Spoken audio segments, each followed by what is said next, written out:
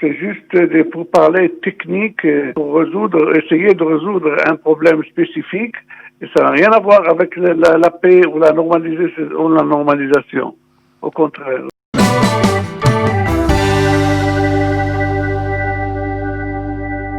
Docteur Edi Cohen, bonjour, Boker Tov.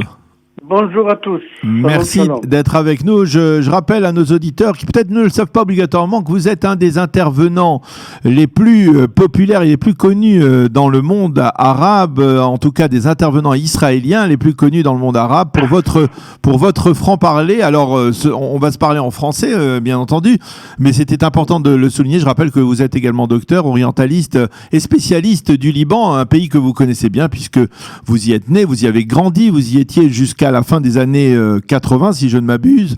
Alors, nous vous parlons, bien entendu, nous voulons parler avec vous ce matin des négociations entre Israël et le Liban qui ont débuté, on va dire formellement hier.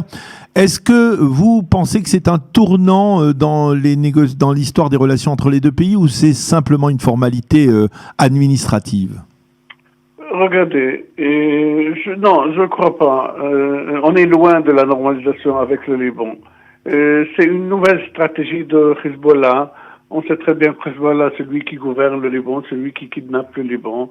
Et sa stratégie, elle est comme ça. On va faire des pourparlers. Si on gagne la dispute, tant mieux.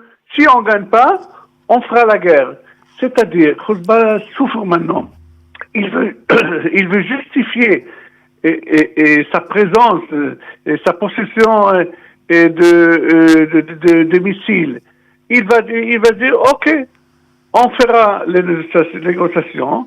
Si les pourparlers aboutent à une décision qui va plaire aux Libanais, c'est-à-dire le gaz sera chez eux, pour eux, oui. Alors il n'y a pas de problème, il fera pas la guerre. C'est une décision pragmatique. Mais sinon, à nouveau, il dira, je suis la résistance et l'Israël a volé.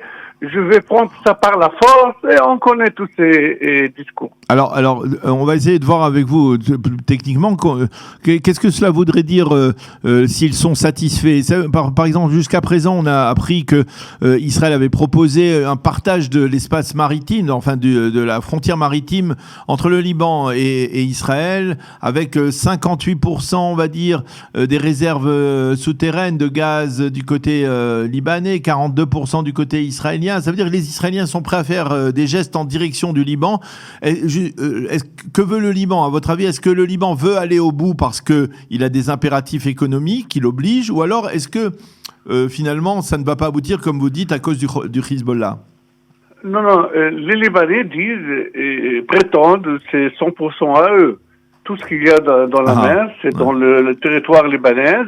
Et ils ont invité les entreprises, je crois, françaises et russes pour venir chercher le gaz. Eux, ils croient, et c'est tout pour eux. C'est pour ça qu'ils n'ont rien à perdre de rentrer dans des pourparlers. Je vous rappelle qu'il y a 30 ans, il y avait des pourparlers. Les Libanais, après l'assassinat du Béchir. Oui, il y a eu un accord, il faut le rappeler, effectivement, il y a eu un accord de paix entre Israël et le Liban. Oui, c'est pas de normalisation. C'est comme celui de l'Égypte, et il a été signé, adopté par le Parlement libanais. C'est important de savoir ça. Mais Hafez al-Assad, le père de Bachar, la Syrie, elle a refusé. Et les côtés israéliens et libanais se sont vus 34 fois. Comme maintenant, à Rosh Hanikra et au Liban, 34 fois, mais ça n'a rien abouti, malheureusement. Alors là maintenant, vous dites que finalement le Liban n'a rien à perdre, mais tout de même, c'est une démarche qui a été initiée par les Américains, qui sont extrêmement présents. Est-ce que vous ne pensez pas que finalement le Liban aujourd'hui a une occasion, peut-être, dites-moi, de se démarquer du Hezbollah et de dire voilà, l'intérêt du pays, c'est d'essayer d'obtenir un maximum de puissance, de réserves énergétiques comme le gaz, pour restaurer l'économie du pays, et finalement, il faut essayer d'aboutir à un accord, parce que les Américains le veulent, parce qu'à la clé aussi, peut-être les Américains veulent aider financièrement le Liban. Oui, mais c'est pas comme ça, malheureusement. Le Hezbollah, il veut l'intérêt de l'Iran. Le Hezbollah, c'est le Liban. Le Hezbollah, les chiites sont 2 millions de personnes. C'est presque 70% du Liban. Et il n'y a pas un gouvernement libanais, il y a pas, il y en a, mais il fonctionne pas le gouvernement. Et il y a un président qui est très âgé et qui fonctionne pas. Et le Hezbollah, il fait ce qu'il veut au Liban. Le Hezbollah, il domine le Liban.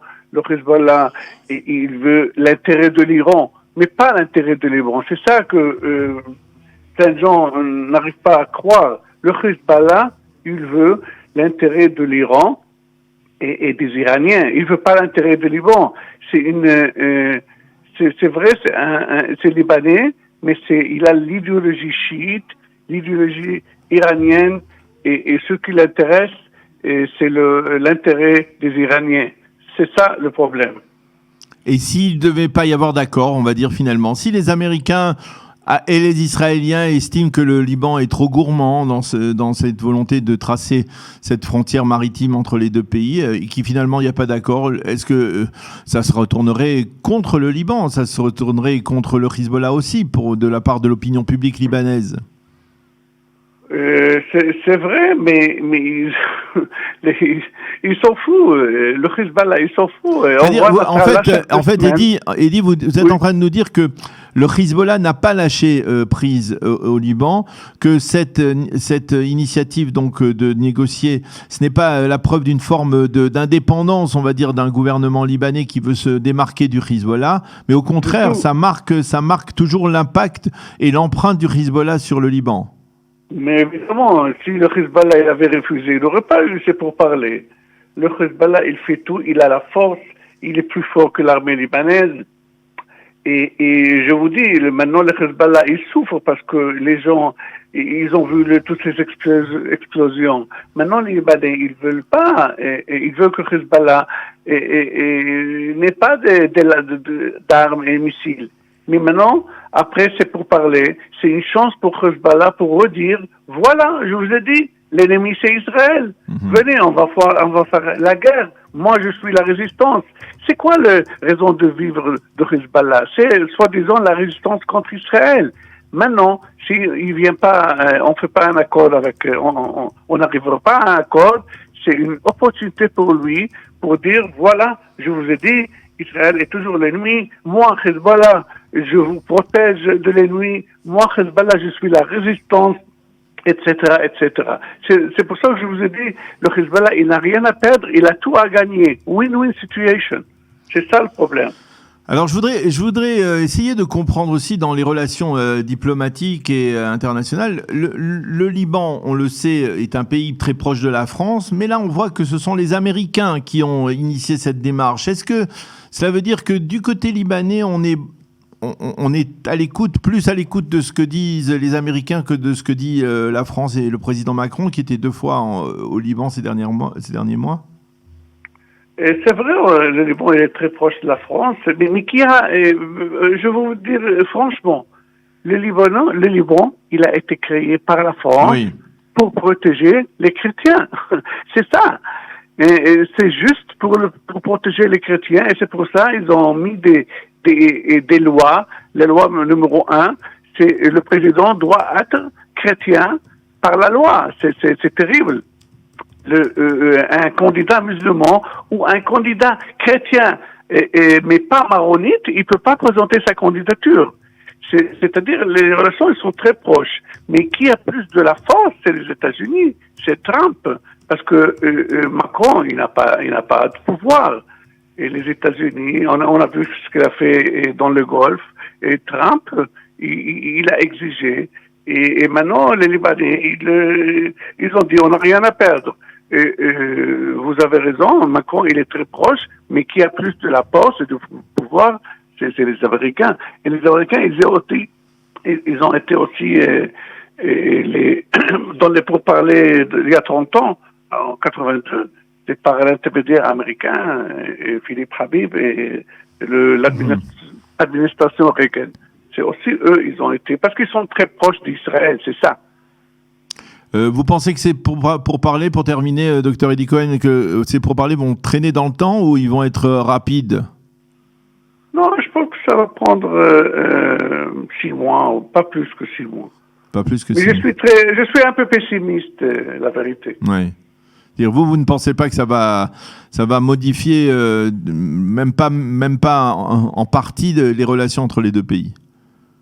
Non. C'est juste des pourparlers techniques pour essayer de résoudre un problème spécifique. Et ça n'a rien à voir avec la paix ou la normalisation. Au contraire, non. Eh bien, Dr Eddie Cohen, merci beaucoup d'avoir été avec nous ce matin sur Studio Qualita. Bonne journée, à bientôt. Merci beaucoup à vous.